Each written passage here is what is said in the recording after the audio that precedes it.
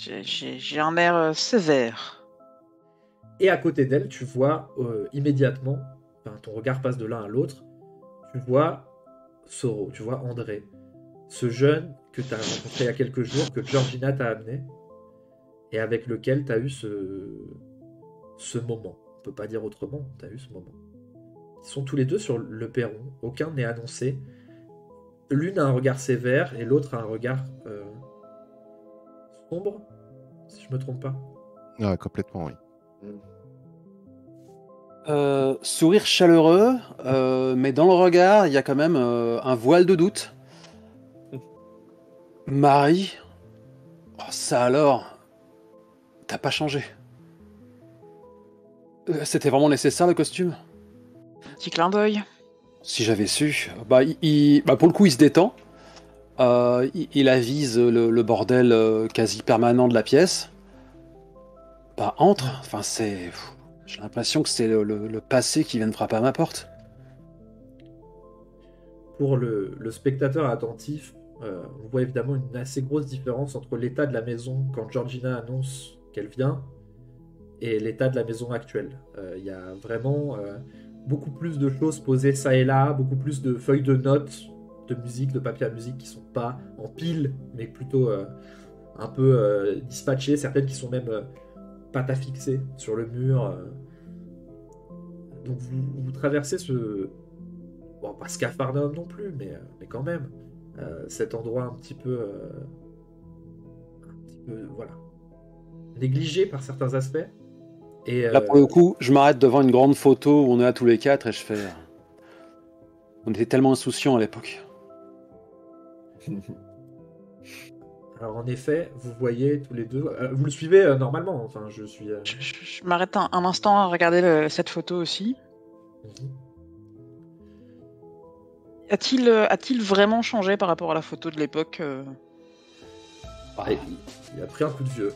Ah bah ouais. Un coup de vieux, comme... Il a pris un coup de vieux doublé de... Enfin, un vrai coup de vieux, quoi. Genre, c'est-à-dire que tu sens aussi quelqu'un qui s'alimente pas forcément de façon optimale. Donc, il a vieilli, mais il a aussi une façon d'être qui est marquée, quoi. Il est marqué par les années, vraiment. Et toi, instinctivement, ton camouflage de Sora, c'est imperceptible pour la plupart des gens, mais nous on le voit parce qu'il y a des spectateurs très attentifs qui zooment sur le moindre de tes... On voit que ton déguisement évolue dès que tu vois cette photo et s'ajuste sur les petites choses qui n'étaient pas forcément justement bien faites, bien exactement. Et tu t'ajustes sur cette Sora peut-être un petit peu plus jeune, mais en tout cas tu ajustes un petit peu ta vision. Et en effet, tu vois un homme qui a... Bah, là, ils sont jeunes, ils sont fringants. C'est des photos de l'âge d'or au sens premier, c'est-à-dire il y a les héros de l'âge d'or, mais il y a l'âge d'or en lui-même, ce moment où ils ont réglé énormément de problèmes à Albion City et qu'ils étaient les Beatles, quoi. C'était les Beatles, quoi. Bah, du coup, je la garde avec peut-être un peu plus d'attention. Qu'est-ce qui t'amène? J'imagine que c'est peut-être pas pour parler du bon temps. Je ne savais pas que vous vous connaissiez, André. Et là, pour le coup, je calcule André qui, lui, a l'air de faire grave la tronche, n'est-ce pas? Ouais, mais en même temps, je faisais aussi grave la tronche quand j'étais venu te voir, donc... Ouais. Il y a un énervement, ouais. Quelque chose ne va pas, jeune homme? Moi, j'aimerais bien savoir ce que tu fais là. Pourquoi tu te terres depuis 10 ans au fin fond de nulle part? Là, quand tu lui poses cette question très personnelle et assez malaisante, là, pour le sourire chaleureux qui ne l'est plus du tout. Parce que nous, ça fait quasiment 10 ans qu'on croit que t'es mort. Ben, non, et tu le sais très bien. Enfin, ça fait longtemps que t'étais pas passé, mais... je veux dire, t'as signé les papiers, quoi. Qu'est-ce qu'on voit sur le visage de Sora à ce moment-là? Qu'est-ce qui se passe? Est-ce que tu arrives à tenir une poker face? Elle tient la poker face, c'est Canard qui me fait sourire, mais elle tient la poker face et et ne laisse rien paraître pour autant. Mais j'ai peut-être signé les papiers, mais après, t'as complètement disparu. Là, il hoche la tête. Et pour le coup, t'es très suspecte. Hein. Ouais. Je n'ai pas disparu. C'est ma cage dorée. Tu savais très bien où me trouver. T'as pas fait plus signe de vie que ça. C'est pas comme ça que ça fonctionne. Je veux dire, ça a toujours été ton genre de... Il a un petit sourire, mais c'est vraiment le sourire de politesse. Le regard est triste de rester dans l'ombre.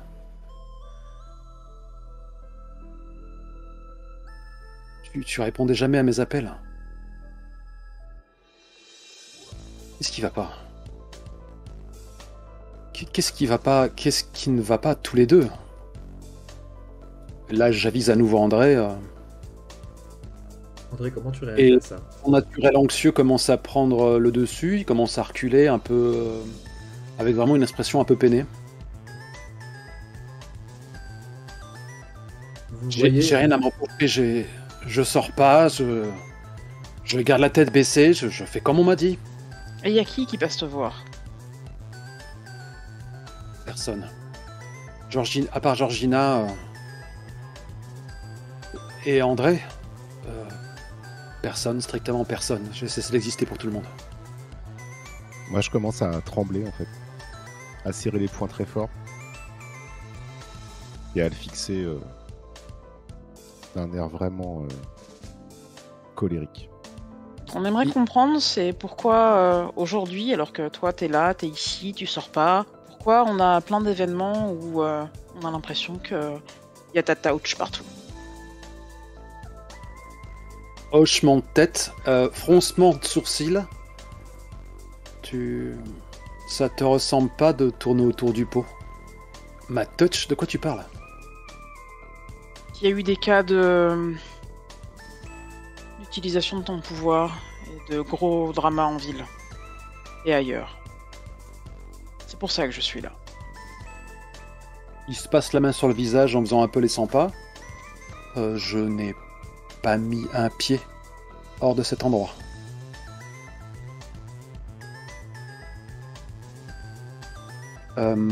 Si tu es venu pour m'accuser... Je suis venu pour comprendre. Tu as mis les autres au courant? Non. Eux, ils ont jamais raccroché les gants. Ça m'étonne qu'ils soient pas là, du coup. C'est quelque chose que je voulais vérifier toute seule d'abord. Écoute, tu me mets vraiment très mal à l'aise, là. Je n'ai rien fait. Je suis rien... Personne d'autre que moi ne sait à quel point mon pouvoir peut être dangereux. C'est ce qui était convenu. Je n'ai pas mis un pied dehors. Ici, je crée, je ne blesse personne. Je regarde un petit peu autour de moi et j'essaie de me faire une idée de l'endroit où on est et d'imaginer si c'est possible que quelqu'un ait planqué dans la maison du matériel technologique qui pourrait se servir de ses pouvoirs à lui pour extraire et reproduire ses pouvoirs. Est-ce qu'il y a des micros? Déjà. Ok. Je vais te demander pour ça de me faire un jet. Hop, de évaluer la situation. T'as un don pour ça, toi. Repérer ce Voilà, qui est c'est technologique. cette technologie, c'est ça. C'est ça, t'as un don. Tu vois tout de suite. Et pendant que vous parlez, et qu'en effet, tu te rends compte que, mine de rien, dans cet argumentaire et dans la façon de te répondre, toi, t'es un peu désarmé, tu perds un peu pied sur certaines choses parce que bah, t'es en impro total, parce que Sora, toi, tu la connais pas si bien. Lui, tu le connais pas non plus. T'essayes de tirer au clair avec les éléments que vous avez, mais qui, lui, ne semblent pas lui... Mais toi, par contre, t'as le regard qui se balade en même temps. Et Voilà, tu repères extrêmement vite des endroits où tu es convaincu qu'il y a des micros, ça c'est sûr. C'est ici, la pièce, et là pourtant vous êtes dans un couloir, quoi. Donc c'est pas non plus la pièce la plus importante à bugger dans un endroit, et pourtant tu as repéré déjà un micro. Donc tu sais, toi, qu'il y a une surveillance. Et quant à ta question de quelle est la plus grande menace ici, il est évident que cet homme, malgré tout ce qu'il a de diminué, d'affecté, là, les moments où tu le vois redevenir nerveux, les moments où il est sur la défensive, il y a quelque chose qui émane quand même, c'est difficile à décrire parce que tu le sens comme tu le sens avec tes autres copains, cette question de pouvoir déborder. Et c'est vrai qu'il ressemble à Soro en fait quelque part. Tu te dis à tout moment il peut me péter dans les. Je tiens quelque chose qui peut m'exploser dans les doigts. Et là, je le secoue quand même pas mal pour un truc qui est explosif.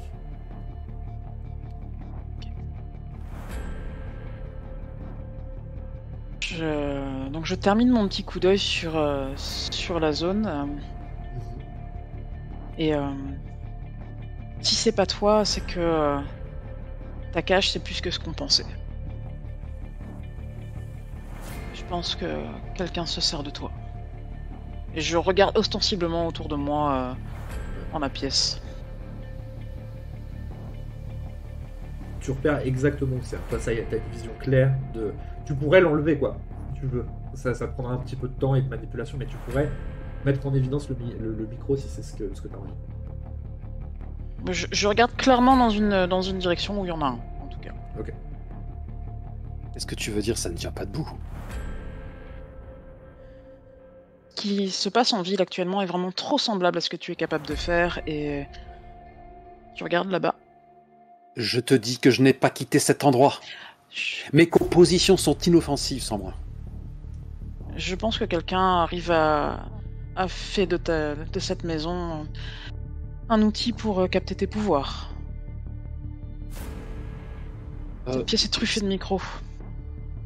C'est pour ma sécurité, c'est pour ma... Héloïse est une philanthrope. Eft, Oui. j'essaie de capter son état émotionnel. Là, tout de suite, j'accuse le coup. Mais peut-être que je commence à approcher une main d'un instrument. Et je regarde Sora avec plus d'attention en me demandant... tu te dis que si elle me donne encore d'autres raisons éventuellement de douter de son identité, peut-être que je vais croire que je suis la cible de quelqu'un d'hostile et que je pourrais attaquer le premier. Tu sens le trouble, l'instabilité croissante. Mais pour l'instant, je suis plus effrayé, assommé qu'hostile. Pour l'instant. Côté animal aux aguets, quoi, un petit peu. Ouais. Et ouais, je détecte pas de mensonge ou de... Depuis tout à l'heure, quand tu sondes ce qu'il dit, tout est d'une sincérité totale. Il n'y a rien de ce qu'il a dit qui semble être ne serait-ce que du mensonge par omission. Ce qui, je vais me permettre, te trouble fortement parce que t'es arrivé en te disant, on t'avait un peu retourné la tête en te disant que cette ébauche d'amitié ou le lien que vous aviez, c'était du mensonge et qu'il se foutait de ta gueule. Et en fait là, tu tombes sur quelqu'un qui est perdu, comme toi tu peux l'être. Tu es encore en train de ressentir quand même beaucoup d'écho dans cette personne par rapport à qui tu es, quoi. C'est-à-dire quelqu'un qui est pris au dépourvu, qui est déstabilisé par les autres, qui se fait agresser par les autres quelque part, tu vois ce que je veux dire, qui est mis sur des positions défensives, sur des choses, et ça te rappelle ce que toi tu peux être dans certains moments, et même, ouais, je veux dire, ce que tu as vécu tout à l'heure en fait. Ça te renvoie à ça. On est en train de mettre en accusation, de mettre à défaut quelqu'un, et ça le perturbe, et ça met en résonance ce qu'il a à l'intérieur de lui, et ça te rappelle ce qui peut t'arriver à toi. Tout à l'heure d'ailleurs, où tu es rentré en résonance finalement, tout seul, émotionnellement. Sora, tu peux pas débarquer dans ma vie et en brisant tout sur ton passage.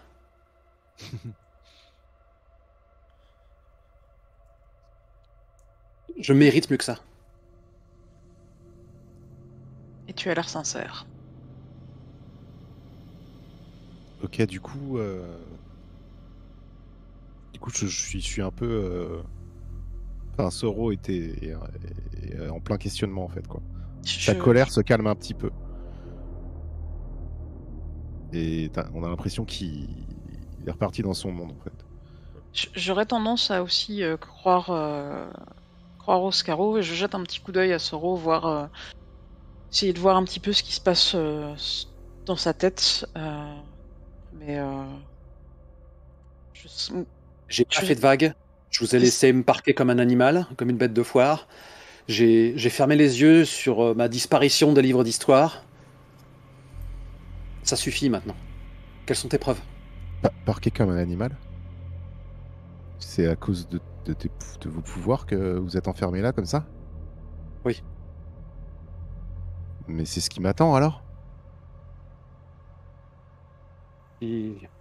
Si tes pouvoirs sont comme les miens, ça peut être la seule et unique finalité. Mais je peux pas oublier ce qu'on a vécu tous les deux. Il y a... Peut-être qu'on pourra se rendre la vie plus supportable. Mais les gens comme nous sont dangereux, on n'est pas fait pour être à l'extérieur. Je jette un regard à Sky Sora. Si, c'est ça. Oui. Et tu vois comme une espèce de peur dans mon regard en fait, en te regardant. Je te pose la main sur l'épaule et je te fais un Je nom de recule la d'un tête. coup. Je recule d'un coup, tu me touches pas. Je sais ce que tu veux me faire. Tu sens dans la voix de Soro, tu reconnais quelque chose. T'as un écho de tout à l'heure au moment où Kumo t'a confondu avec Sora. C'est-à-dire qu'en fait, ton apparence prend vraiment le pas à un certain moment. Il voit pas entièrement Sky au moment où tu t'approches de lui. Il voit aussi quelqu'un d'autre qu'il connaît pas, qui arrive ici, qui pose des questions, qui a un ton différent de ce que tu peux être. Toi, qui est vraiment là, tu as campé un personnage quand même à l'opposé de ce que t'es d'habitude quand il te voit, tu vois. Et il est toujours un peu là-dedans, tu le sens au moment où il recule. Il recule comme s'il te connaissait pas. Du coup, j'ai envie de réagir en faisant tomber le masque, en fait. Oscaro se comporte comme s'il était innocent. Soro a l'air de le considérer innocent aussi. Dans ma tête, l'apparence de Sora n'a plus d'intérêt, en fait. Je vais laisser tomber le masque et reprendre mon apparence et avec un soupir en mode il est clean, c'est pas sa faute. Tu vois apparaître cette humaine un peu plus chétive que Sora, sûrement un peu moins assurée, en tout cas pas la même forme de porc altier, droit, quelque chose de très différent, mais surtout, tu l'avais un peu senti que c'était pas elle. Ouais, j'aurais dû m'en douter. Quel jeu est-ce que vous jouez? Quels sont ces faits au sein d'Alcyon City dont vous parlez? Il y a quelque chose qui va pas là. Regarde Léa. Je sais pas ce qui se passe exactement. Déjà, c'est long. Vous n'avez pas vu de signe de quoi que ce soit à l'intérieur de la maison. Même vous êtes derrière, donc vous voyez les fenêtres de l'arrière de la maison. Il y a des genres de baies vitrées qui sont pas fermées. Donc, et vous n'avez pas vu personne arriver dans une pièce, pas vu de mouvement en fait depuis l'entrée. Vous avez entendu quand ça a sonné, puis quand ça a tambouriné à la porte, et puis c'est tout. Écoute, il faut qu'on... Ouais, mais faut qu'on rentre là, je comprends rien de ce qui se passe. Je pensais pas que ça... Je m'attendais à des éclats de voix, à des choses, Qu'est-ce qui se passe là? Je te promets pas de pouvoir le tenir très longtemps. Mais peut-être que toi tu pourras rentrer au moins. Bah, attends, mais sinon tu veux pas qu'on essaye de forcer une porte ou un truc comme ça derrière? Tu tiens vraiment à te blesser? Bah vas-y, moi je sais pas forcer une porte. Alors déjà, est-ce qu'elles sont toutes verrouillées? Les baies vitrées, les machins et tout, hein? Tu vas tester, en gros? Bah ouais. Tu te rapproches? Ouais, en fait, tu arrives assez facilement à trouver quelque chose qui s'ouvre. Enfin, avec tes compétences, on va dire, tu n'es pas dans une effraction de type compliqué. Ouais. Je fais signe en fait pour qu'on rentre. Ça va surprendre, hein, mais silencieusement. Pour essayer de se rapprocher de la discussion en fait, parce que. Alors que tu es en train de faire ça, Hellbound t'entend à la périphérie de. Enfin, vous êtes concentré comment dire, toute votre attention est concentrée vers cette maison, ce qui est normal. Mais d'un seul coup, ton oreille est attirée par des bruits qui semblent venir du jardin d'à côté. Tant comme quelqu'un qui marche, quoi. Rien de paniquant non plus, mais vous êtes quand même en train d'essayer de rentrer dans une baraque par effraction. Donc bon, ça fait tout de suite plus. Kumo, c'est toi? Je sors de l'ombre. J'ai cru que j'allais pas arriver à rentrer, il les a tirés à l'intérieur. J'ai eu une demi-seconde pour réussir à passer. Ouais, enfin, préviens. Tu fais des trucs comme ça. Ce qui te fait bizarre, c'est que les sons que tu as entendus venaient pas de ce côté-là. Plus un bruit. Au moment où vous vous arrêtez tous pour poser cette attention, vous avez comme l'impression c'est le 1, 2, 3 soleil des sons, quoi. Les sons aussi s'arrêtent autour de vous, mais c'est pas parce qu'il n'y a rien qui bouge qu'il n'y a rien qui bougeait. Quelque chose nous suit. Le silence est vraiment... Enfin, c'est un silence relatif, évidemment, vous êtes dehors, mais artificiellement pur, quoi. Occupe-toi de la porte, je vais aller voir. C'est sûr? Ouais. Et là, au moment où vous vous remettez à parler, vous voyez du jardin d'à côté, vous voyez sortir des buissons d'autour, etc. Tout un tas d'hommes armés qui sont très clairement paramilitaires, quoi. Genre, c'est des gens qui sont pas... qui sont équipés, Rentrez. pas... Rentrez, putain. Plus un geste. Plus un geste. Occupez-vous de la porte. Bonne chance. Vous les voyez, et je disparais. Ok, ils s'approchent à petits pas vers vous, armes pointées, pour l'instant vers vos jambes. Mais au moment où Kumo se téléporte, au moment où Kumo disparaît, vous voyez qu'il y a un vrai effet de... Ça se resserre autour de vous. Je déchaîne mes pouvoirs. Je vais faire une onde de choc sur la masse qui s'approche de nous. Je veux vraiment tous les mettre au sol. Et il y a une onde de choc qui part, qui les met tous au sol. Je sais que ça leur a pas fait plus que les mettre au sol. D'ailleurs, moi, je suis à 2 doigts de chanceler aussi. Et je me retourne rapidement pour essayer de rejoindre la porte qui, j'espère, a été ouverte. Parce qu'ils vont pas rester au sol longtemps. Bah, je gage de toute manière que toutes mes fenêtres ont volé en éclats, donc choisis ton entrée maintenant, non? C'est ça. Finalement, l'ouverture de porte a peut-être pris du plomb dans l'aile au moment où l'ensemble des vitres de cette maison et sûrement de celle d'à côté ont volé en éclats et qu'il y a eu un bruit de verre brisé et d'écroulements tout autour. C'était pas ce qui était prévu, mais... Rentrez maintenant. Vous entendez pas les hommes se remettre en branle tout de suite, donc vous vous dites que vous avez... on n'est pas... on va pas se prendre un coup de feu maintenant, normalement. En tout cas, c'est pas l'impression que vous avez. Il y a quelque chose qui s'est... ça a repoussé aussi une sorte de tension, ce que tu as fait. L'endroit est redevenu d'un silence réel, quoi, quelque part. Après, si Dean, de toute façon, tu bouges... Enfin, si tu bouges un tout petit peu, pas assez vite pour moi, je te chope par le col et je te fais rentrer, quoi. Ah bah clairement, là, je suis très mou, on va dire. Enfin, Ouais, bah je te chope et je t'embarque. Je sais que Kumo, de toute façon, il s'en sortira et il va rentrer, donc toi, je t'embarque. Tu le tires à l'intérieur. Vous entrez dans une grande pièce, un genre de salon qui donne sur la cuisine américaine. Et c'est le bordel. Mais vous n'avez pas trop le temps de vous attarder là-dessus. Il y a beaucoup de fourmis, etc. Mais surtout, dès que vous entrez, vous entendez, même si les voix viennent de se taire, mais là vous voyez, plutôt que vous entendez d'ailleurs, que dans le couloir qui est juste à côté, vous voyez donc Sky et Soro qui sont dans ce couloir pas loin. Qu'est-ce que vous faites, Sky et Soro, à ce moment-là? Vous avez vu Maestro partir à une vitesse incroyable, immédiatement réagir et se diriger vers un petit couloir sur votre droite, prendre un virage, et il est déjà hors de vue.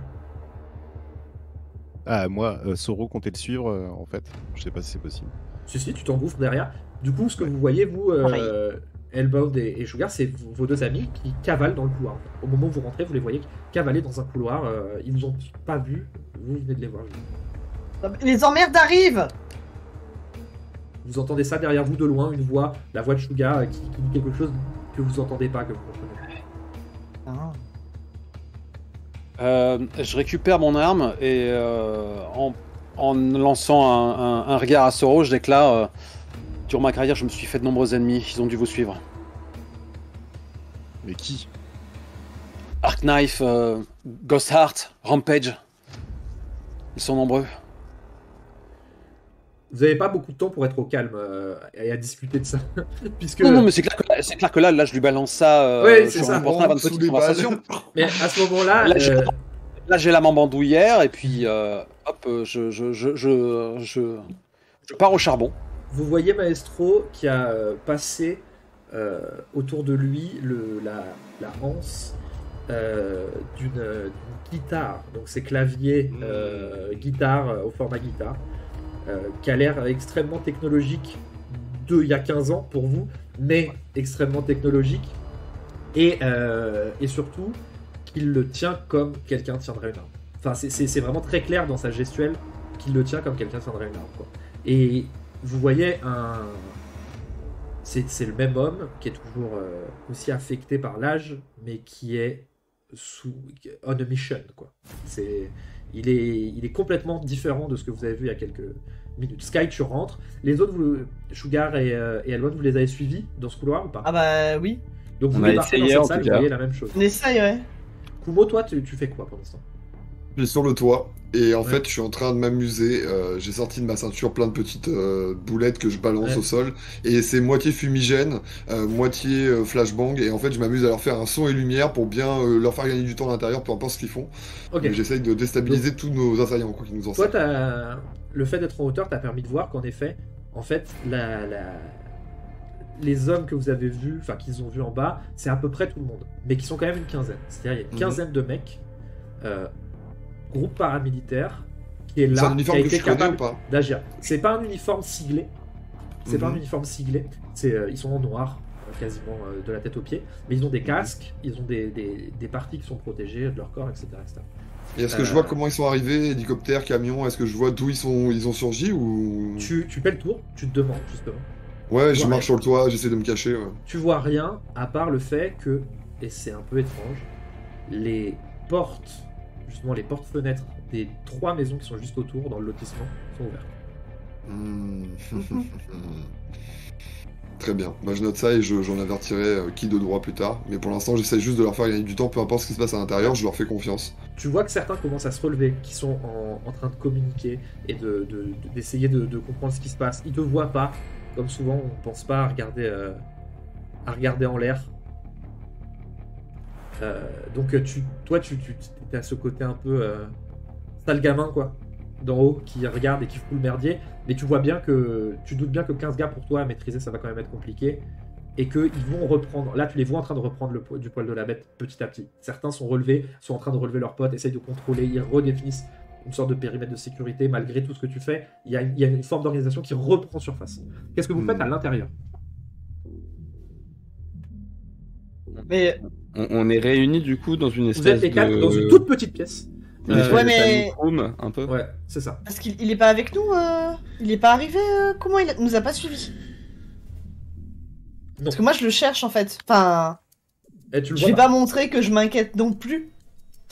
Mais si, en vrai, en fait si. Vous voyez que Sugar se retourne, a le regard un peu... là où comment dire, le magnétisme de Maestro fait que vous êtes 3 à avoir des regards captifs quasiment devant ce qui se passe, devant ce qui se révèle devant vous, devant toutes ces... Et à côté, vous sentez l'anxiété aussi de Sugar qui regarde à droite à gauche. Et est-ce que tu le dis, tu le verbalises ou pas? Je dis, il est où? Il est où ce couillon là? André? Non. André? T'as vraiment confiance en lui? Et là, je pointe Maestro du menton. Et là, je balbutie, mais vous n'êtes que des enfants. Alors. Non. André, je te repose ma question. Tu lui fais confiance? Je me mets devant Oscaro et je lui fais vous êtes complètement planté depuis le début, j'avais raison, vous auriez dû me faire confiance. Ok. Je retire ma chevalière, je la pose au sol, je sors un fusain, je commence à tracer des symboles et je me mets à psalmodier. Qu'est-ce que tu fais? Je me mets à psalmodier. Non mais Et c'est vous- normal. Et Non mais vous t'inquiète voyez, pas. et vous voyez le sol qui commence petit à petit à s'effondrer sous nos pieds et un portail qui s'ouvre. C'est Je pas suis encore suffisant. Enfin, en fait, vous voyez ça s'ouvrir devant vous. En effet, le phénomène se passe devant vous. Mais actuellement, alors que le vide s'ouvre sous vos pieds, sous une certaine forme, vous restez totalement comme si le sol existait encore. Vous voyez qu'il est concentré et que c'est un processus qui est en train de se faire. À ce moment-là, vous entendez des bruits qui se précipitent vers vous. Vous entendez des choses qui se renversent, des meubles qui sont poussés, vous entendez beaucoup d'ordres qui sont criés. Gauche, contrôlez, sécurisez, sécurisez. Et vous entendez que là, il y a des gens qui sont en train d'entrer. Au moins 4 ou 5 à entrer dans le bâtiment. Tout ça, c'est dans un panache de fumée provoqué par... C'est ça. La fumée commence Le à rentrer à délinquant. l'intérieur du bâtiment et émerge de la fumée ces hommes. Il y a des flashs lumineux, tels des lasers qui découpent cette fumée, qui s'installe progressivement, qui n'est pas encore très épaisse là où vous êtes, mais qui s'étend vers vous, qui avance vers vous. Et dans ce nuage est chargé de cette cohorte d'hommes qui, là, pour le coup, sont agressifs. Enfin, tu le sens, toi, Maestro, comme une agression. Beaucoup de gens sont rentrés chez toi aujourd'hui, mais eux particulièrement, ça va pas. Mais moi, je ne suis qu'un PNJ. Qui dégaine le premier, du coup? Bah, occupe-toi de tout ça, Dean. Et moi, j'essaye en fait, pareil, de déchaîner le pouvoir, mais de leur instiller de la peur en fait, une terreur terrible, mais genre je lâche les chevaux quoi. Je vais t'aider. Ok. Wow, synergie. Allez. Moi, Combo. Vas-y. Moi, je vous Ouais. propose 2d6 plus différents tous les deux, évidemment. Ouais. Alors non, parce que moi je vais utiliser une de mes accumulations. Ah bah go, bah. Allez. Fais-moi rêver. Je vais utiliser une barrière impénétrable. Oh. Ça veut dire que toutes les personnes qui essayeront de passer ce périmètre, qui est une sphère, Ouais.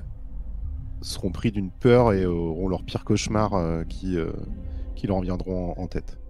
Ok. Alors moi Dôme. j'ai fait 9 en comptant le plus différent.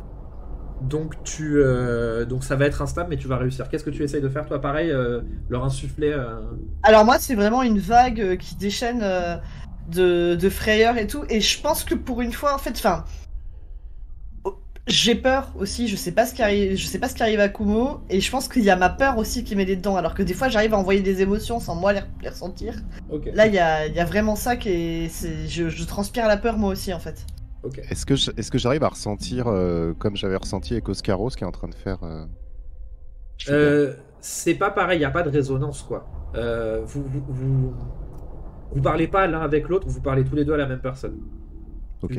Donc t'as plus le sentiment de quelqu'un qui te back up que quelqu'un qui échange avec toi.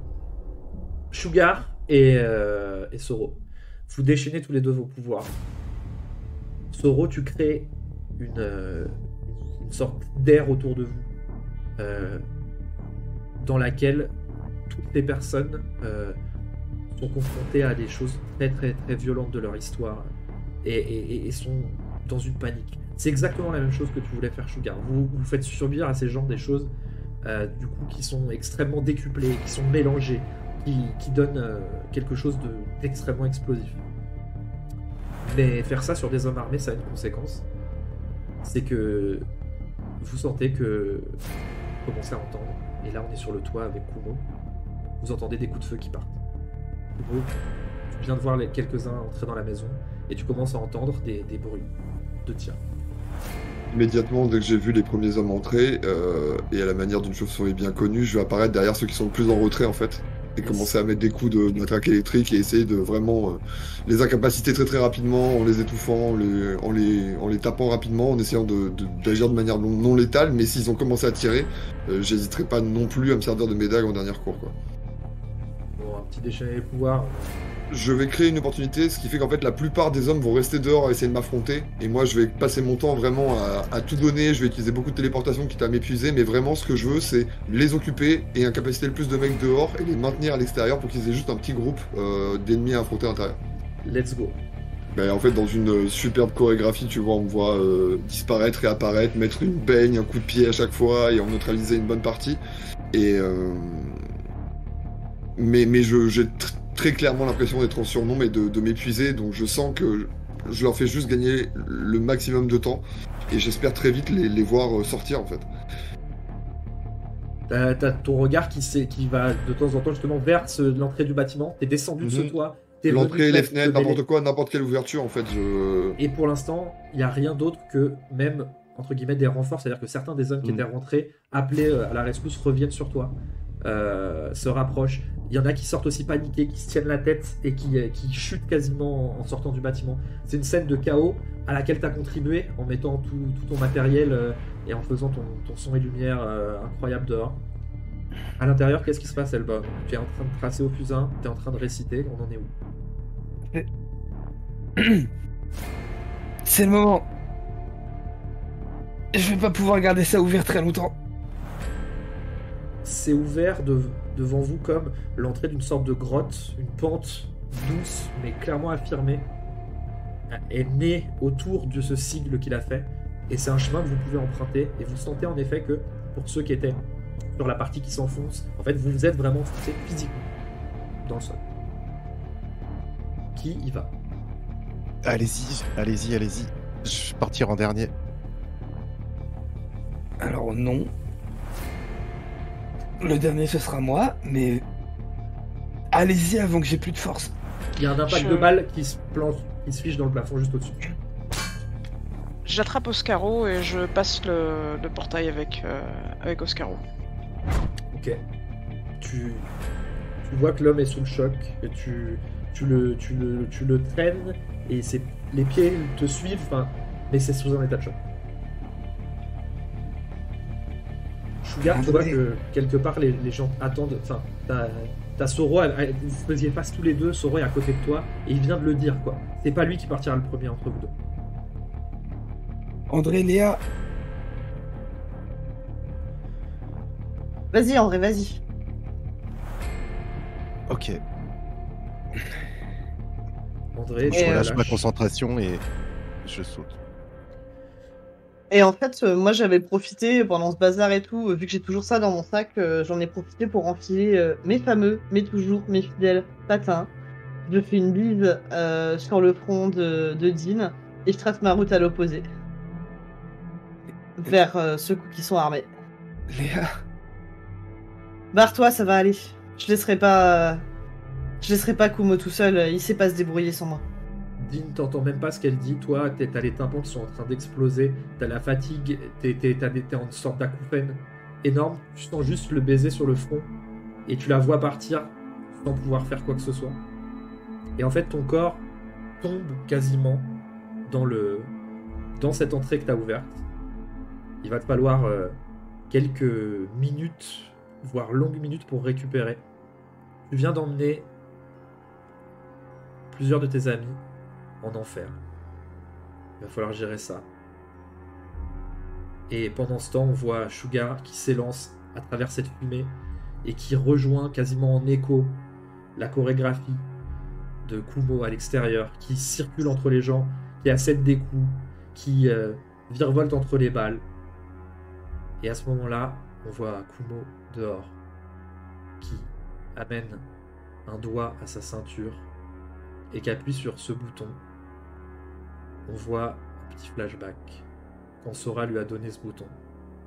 Il était encore très jeune et elle lui avait dit d'appuyer qu'en dernier recours.